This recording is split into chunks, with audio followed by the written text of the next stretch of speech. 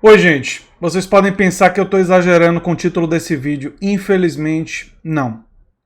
Um estudo da Universidade de Oxford já trouxe dados que quase 500 mil pessoas no Brasil podem vir a falecer devido ao coronavírus. E a irresponsabilidade de Bolsonaro em ir nas manifestações, cumprimentar pessoas e sinalizar para a população que grandes aglomerações de pessoas não tem problema, favorece justamente a disseminação do vírus na população. É uma sinalização absolutamente irresponsável e eu vou trazer os dados do estudo aqui nesse vídeo de hoje. Se você chegou agora, o canal é a Nova Máquina do Tempo, eu sou André Teixeira Jacobini e tem links das nossas redes sociais, do nosso Apoia-se e as nossas fontes no comentário fixado. Né? Então vamos direto para a nossa fonte. Né? Pesquisadores de uma das mais renomadas universidades do mundo publicaram, nesse domingo, um estudo calculando e comparando as prováveis mortes pelo novo coronavírus no Brasil e na Nigéria. Os dados são alarmantes. Aqui o que eles trazem, né? Aqui, de acordo com a projeção, deve haver até 478 mil mortes. Trata-se de um pré-print, ou seja, um estudo que ainda não foi revisado por outros pesquisadores nem validado por uma publicação científica, mas que é antecipado para acelerar a circulação de informações de interesse público em emergências, exatamente como a crise que estamos vivendo. Esse processo de peer review, revisão por colega, leva meses, então acaba retardando o processo de disseminação da informação, explicou Jadel Krantz, gestor de pesquisas na Drugs for Neglected Diseases Initiative, uma ONG que pesquisa medicamentos e vacinas para doenças negligenciadas pela indústria farmacêutica por não darem lucro. Só explicar isso sobre o processo científico. Quando você manda um material de uma pesquisa para uma revista, às vezes leva meses para ele ser revisado por outras pessoas, para os dados serem checados e para, enfim, esse material ser publicado e divulgado para o grande público. Numa situação de emergência, uma grande universidade com pesquisadores renomados, como é o caso da Oxford, não pode esperar esse processo acontecer. Existe uma necessidade da informação chegar ao grande público, então você antecipa a divulgação dos dados para contribuir para a proteção das pessoas, para as pessoas se protegerem e tudo mais. E é nesse cenário que a irresponsabilidade de pessoas como Jair Bolsonaro, como Edir Macedo, como Silas Malafaia e como outros é uma coisa assim criminosa de verdade. Né? Como se trata de um estudo preliminar, ele ainda será discutido pela comunidade científica nos próximos dias. É possível que os autores decidam fazer correções na sua versão final. Por isso, é necessário olhar os números com cautela. Porém, os números podem estar até subdimensionando o problema. Não há uma certeza se os números estariam maximizando ou subdimensionando. Então, a cautela não é uma cautela de tipo, pode ser bem menos gente. E mesmo que seja, enfim, nós estamos falando de vidas humanas, né? Para chegar aos números, os pesquisadores analisaram a proporção entre jovens e idosos da população de vários países. O novo coronavírus é particularmente fatal para a população mais velha. Para entender o padrão de mortalidade da doença, os cientistas analisaram dados da Itália, onde 1.809 pessoas já morreram. Quase 2.000 pessoas já morreram na Itália. E da Coreia do Sul, que apesar de ser a nação mais afetada do mundo, com mais de 7.700 casos, teve apenas 60 mortes. A população dos dois países é parecida em números absolutos, mas diferente em estrutura demográfica. A Coreia tem mais jovens e a Itália mais velhos. Analisando os padrões de letalidade da doença, os pesquisadores projetaram seus efeitos nos países que ainda não chegaram ao pico dramático da pandemia, caso do Brasil. Então, como eles fizeram esse cálculo é muito tranquilo de compreender, não é? Aqui, 2% da população tem mais de 80 anos. Embora qualquer pessoa a partir dos 60 anos já seja considerada vulnerável, é esse o grupo que corre mais risco de vida com Covid-19, a doença provocada pela nova variedade do coronavírus, que começou a se espalhar na China e já contaminou mais de 160 mil pessoas no mundo e matou outras 6 mil. Analisando a taxa de mortalidade da doença em diferentes idades e fazendo as projeções para cada população, os pesquisadores chegaram ao cenário de possíveis 478.629 mortos no Brasil, número maior que o da Nigéria, que tem uma população mais jovem. A pesquisa parte do princípio de que 40% da população de cada país será infectada pelo novo coronavírus. A percentagem é baseada em uma outra pesquisa da Universidade de Harvard, nos Estados Unidos, que afirma que a proporção de contaminados em escala global será de 40% a 70%. É uma premissa razoável, considerando que especialistas indicam que a Alemanha, com pouco mais de um terço do número de contaminados na Itália, atual epicentro da pandemia, terá até 70% de seus habitantes infectados. Hipóteses podem ser ajustadas, mas a forte relação entre a estrutura demográfica de uma população e o número de mortes se mantém. Escreveu uma das autoras da projeção, Jennifer Down. Isso deve afetar a intensidade necessária das medidas tomadas em uma população para reduzir o número de casos mais críticos e a sobrecarga do sistema de saúde. Numa troca de e-mails com The Intercept, Down explicou que a pesquisa não estima em quanto tempo esse número seria atingido. É óbvio que medidas de contenção podem reduzir esse número, mas escolhemos usá-lo como ilustração do que é possível, escreveu a pesquisadora de Oxford, especialista em demografia e saúde populacional. Down nos explicou que o estudo não tem condições de projetar qual seria a redução de mortes caso o governo tome medidas intensas, como isolamento compulsório da população. Porém, embora não dê para estimar, com certeza medidas drásticas iriam reduzir o número de fatalidades. Aqui sou eu falando. Eu que fiz doutorado em saúde pública, não sou exatamente especialista em epidemiologia, meu doutorado foi em pesquisa em políticas de saúde, mas tem certas coisas que a gente sabe, né, pelo estudo mesmo durante o período do doutorado.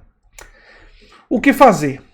Segundo a pesquisa de Oxford, evitar o contato com outras pessoas e colocar em prática políticas públicas para retardar a transmissão são maneiras eficazes de frear o mais perverso efeito do Covid-19. A enxurrada de casos graves simultâneos que sobrecarrega o sistema de saúde e faz com que pacientes graves fiquem sem atendimento é o que vem acontecendo na Itália, onde médicos têm de escolher quais pacientes vão tratar. Os pesquisadores dizem que quanto maior a quantidade de idosos na população, mais drásticas terão de ser as medidas adotadas por cada país, e que elas devem levar em consideração o impacto sobre a população mais sensível ao vírus. O fechamento indiscriminado de escolas, por exemplo, pode colocar crianças, um grupo com alto índice de transmissão, mas pouco perigo de mortalidade, em contato próximo com os avós, o grupo em maior risco. Segundo Jen Dow, altos níveis de contato entre pessoas de gerações diferentes aumentam os riscos de letalidade, e é por isso que políticas que restringem a circulação são eficazes. Veja, por exemplo, a diferença no impacto da doença em duas cidades italianas. A prefeitura de Lodi restringiu a população de seus moradores nos primeiros dias da epidemia, em 23 de fevereiro. Bergamo, em comparação, levou mais de 2 semanas para fazer isso. Na Itália, o epicentro da Europa, né, da pandemia. Resultado, Bergamo contava com cerca de 2.300 casos até a última sexta-feira, 13 de março. Quase o dobro de Lodi. Lodi conseguiu segurar a onda, né? Porque fez a medida mais extrema. É por isso que o negacionismo de Bolsonaro diante dos perigos do coronavírus é catastrófico. Enquanto o mundo inteiro coloca em prática medidas de contenção da pandemia, como checagem de temperatura de passageiros em aeroportos, cancelamento de voos, fechamento de fronteiras, bares e restaurantes e proibição de aglomerações de até mesmo 15 pessoas, o presidente incentivou que os seus apoiadores fossem às ruas de todo o país no domingo em apoio ao seu governo e ao fechamento do Congresso e do Supremo. Ainda mais grave, Bolsonaro resolveu marcar presença durante 1 hora, fez contato com ao menos 272 pessoas, várias delas idosas. Ele próprio deveria estar em isolamento depois de fazer 2 exames que deram negativo. Ele ainda fará um novo teste no final da semana. Vale a pena dizer que ele deu negativo nesses 2 exames, a gente tem dúvidas em relação a isso. A Fox News disse que ele está sim com coronavírus, que o filho dele teria dito isso para a Fox News, então existem dúvidas, e pior, ele pode ser transmissor, mas vamos lá. Em viagem recente para os Estados Unidos, o presidente esteve próximo de pelo menos 12 pessoas infectadas, mas contrariando todas as orientações do Ministério da Saúde, Bolsonaro decidiu pausar seu isolamento e sair sem máscara ou qualquer forma de proteção para apertar a mão de simpatizantes e ficar de rosto colado com manifestantes tirando selfies. A falta de ação do governo federal e a irresponsabilidade pessoal de Bolsonaro vão causar mortes por Covid-19, que poderiam ter sido evitadas. Com um presidente incapaz de agir e se portar com serenidade necessária no momento de crise mais grave, uma projeção baseada nos piores cenários possíveis, ainda que careça de estudos complementares, deve ser lida com atenção. Afinal, parece que o presidente está fazendo de tudo para que ela se torne realidade. E olha, eu tenho que dizer para vocês, nós estamos diante de um cenário muito complicado. A atitude de Bolsonaro pode levar a muitas mortes, direta e indiretamente. Aí tem gente nos comentários dizendo coisas como, bom, espalha lá nas igrejas fundamentalistas, deixa espalhar entre o gado, bolsonarista e tal. Gente, aí vocês não estão compreendendo como é que uma epidemia, fora a questão humana, que eu não vou nem abordar muito, mas obviamente não é porque a pessoa é fundamentalista religioso ou porque é bolsonarista que eu não me importo com a vida dela. Eu me importo com a vida de todo mundo, mesmo daquelas pessoas que eu tenho uma divergência radical. Não quero a morte de ninguém. Enfim, esse é o primeiro ponto. Mas o segundo ponto é, não serão só eles os afetados. Além da gente ter que se importar, eu defendo porque a gente se importe com a vida de todos, por mais que a gente tenha divergências. Além disso, não serão só eles afetados. Parece que a pessoa não está compreendendo como é que a epidemia se difunde. Vamos pegar o caso das igrejas lá do Edir Macedo ou do Silas Malafaia. Se um monte de gente for para aquelas igrejas e o vírus se espalhar entre aquelas pessoas, depois que elas saírem da igreja e forem para outros lugares, elas vão espalhar o vírus para outras pessoas e você, seus avós progressistas de esquerda, também pode pegar e pode morrer. Então, além da desconsideração humana, que eu nem vou gastar muito meu latim, porque, enfim, eu tenho consideração por seres humanos por serem seres humanos, assim como eu tenho consideração por outras formas de vida. Eu sou contra abuso contra os animais porque são formas de vida. Mas contra pessoas nós temos leis para isso e nós devemos ter empatia, ainda mais, mas enfim. Além disso, que eu não vou nem gastar muito minha energia, nós estamos falando do controle de uma pandemia. Cada pessoa que fica infectada pode infectar outras pessoas. Então você não pode achar que, não, é o pessoal do mal, a visão maniqueísta. Deixa eles lá. Eles vão trazer para dentro de sua casa. Porque tem gente que é bolsonarista, tem gente que é fundamentalista religioso, que mora no seu condomínio. Que mora perto de você, que vai na mesma padaria que você vai. Que vai no mesmo supermercado que você vai. Você tem vizinhos bolsonaristas e fundamentalistas religiosos. Então a gente não pode... Primeiro, não pode entrar nesse discurso de ódio e achar que não tem problema que a gente tem divergência ficar doente. Isso daí é uma coisa de uma desumanidade que eu não compartilho. E segundo... é de uma tolice gigantesca, porque ignora o fato de que qualquer grupo populacional, seja qual for a ideologia, a religião, que estiver disseminando isso, vai afetar todos os outros. Uma sociedade, diante de uma pandemia, ela é mais frágil quanto mais expostos estão qualquer grupo populacional, porque aquele grupo populacional leva a epidemia para outros e aí a coisa continua se espalhando. Não fica contido e retido naquele grupo.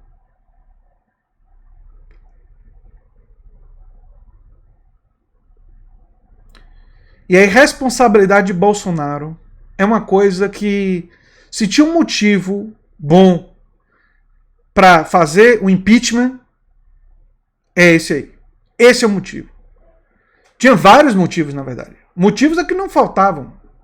Mas eu vou te dizer, esse agora é um motivo que tem todo sentido. Porque é a exposição de outras pessoas a risco de morte. E a nossa legislação prevê. Eu acredito que vai fazer alguma coisa? Acho pouco provável. O cenário brasileiro, da política brasileira hoje É deprimente. E às vezes eu acho que eu fico estudando sobre a política de outros países, Estados Unidos, Inglaterra, Israel, Canadá, porque estudar política é a minha formação. Meu mestrado, meu doutorado foi estudando história política da saúde, enfim. Mas eu acho que é um reflexo também de não querer só examinar e só estudar a política do nosso país, porque eu acho que a política do nosso país ela está doente.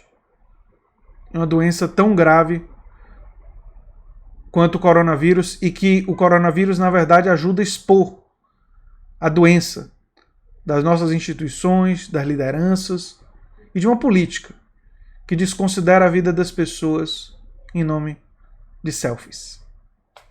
Era isso que eu tinha para dizer sobre esse assunto. Se você gosta do que eu faço aqui no canal, se inscreva, dê um like, compartilhe e quem sabe se torne apoiador do canal. Um abração e até breve.